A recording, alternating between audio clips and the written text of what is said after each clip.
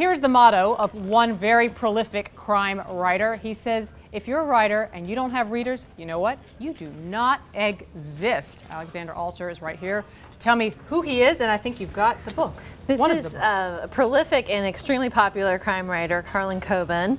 His books have sold 50 million copies, and he's an interesting guy. He's very driven. He's still growing his sales. He's extending his brand. He started a new young adult crime series for his, sort of, he said he was writing it for his kids, but he's also, getting this whole new audience of young readers. So he's somebody who's very involved in the business side of his work as well as the creative side.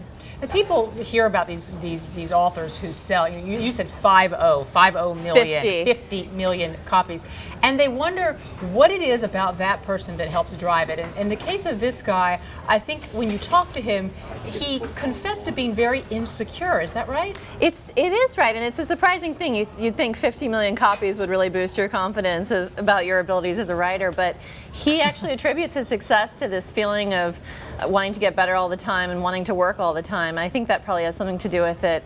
He's also very involved in every aspect of his career. One way he's moving into a new area of his career is he's taking control of his film rights for this book.